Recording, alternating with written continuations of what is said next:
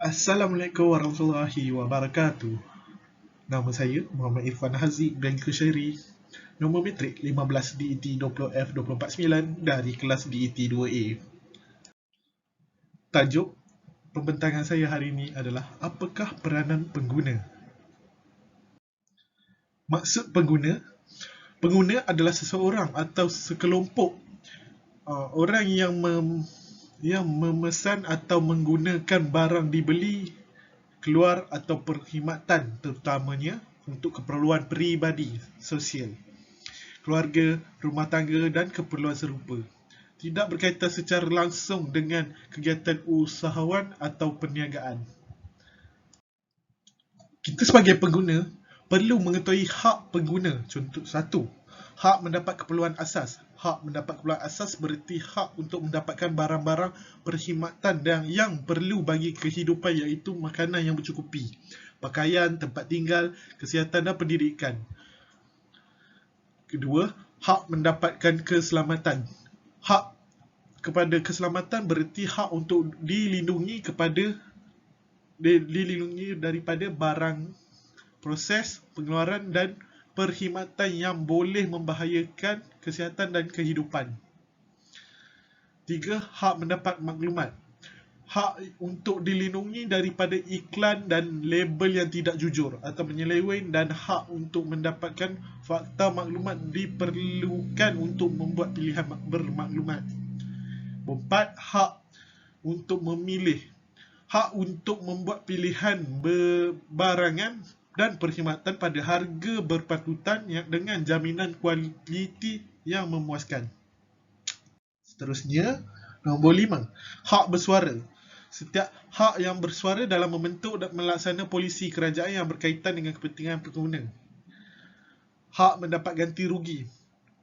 Hak untuk mendapat semula ganti rugi bagi gambaran yang tidak benar, barang yang berkualiti rendah atau perkhidmatan yang tidak memuaskan.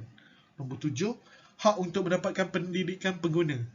Hak untuk mendapatkan pengetahuan dan kemahiran yang perlu menjadi pengguna yang berpengetahuan. Nombor 8, hak mendapat alam sekitar yang sihat dan selamat. Hak untuk hidup dan bekerja dalam persekitaran yang mengancam ataupun bahaya serta membolehkan hidup penuh dengan martabah dan keselesaan. Okey, dengan dalam 8 ni kita sebagai pengguna perlu mengambil tahu 8 hak ini. Sebagai pengguna, perlindungan pengguna pun perlu ada.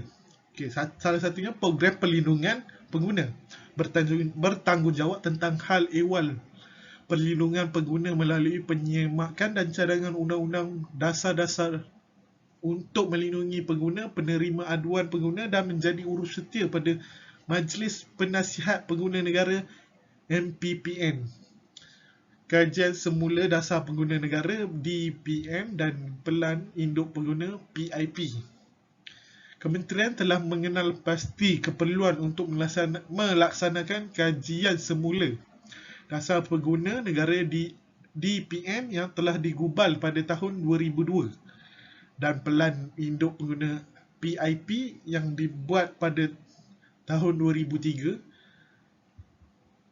Kajian ini adalah penting untuk memastikan bahawa dasar pengguna negara dan Pelan Induk Pengguna bersesuaian dengan keperluan sesama agar kekal relevan dan perlindungan kepentingan para pengguna di negara ini.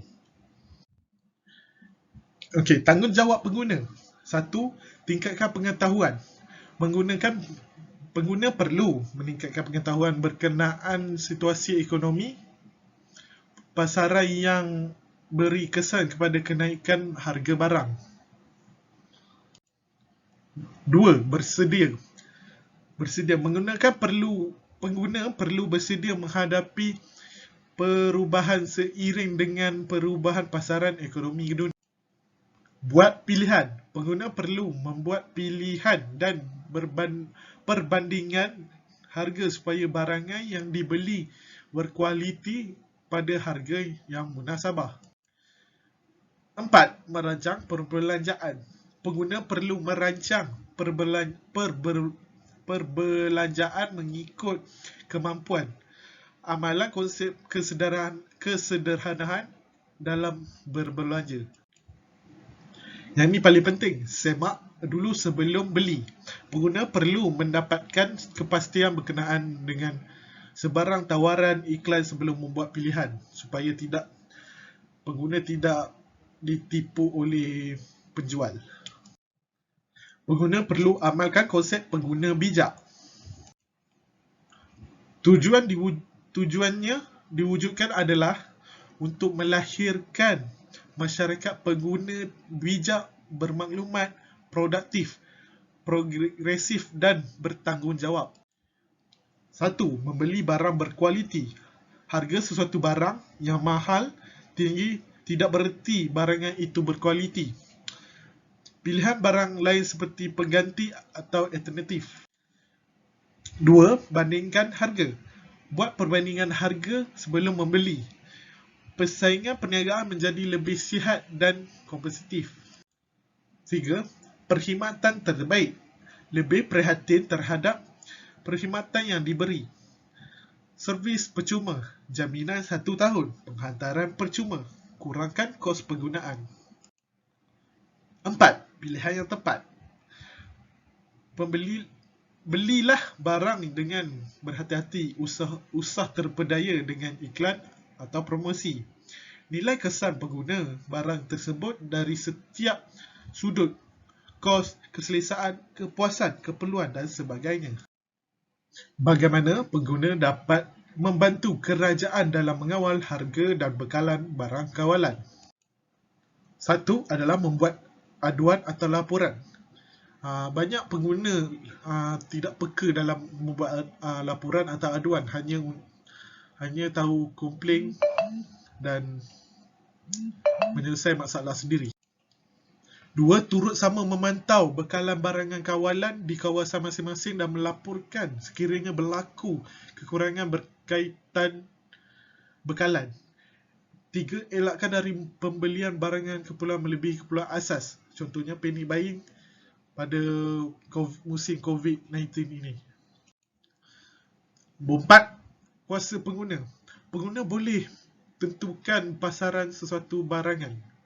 Kita ada hak, ada kehendak membeli atau tidak jika peniaga letakkan harga yang tidak munasabah.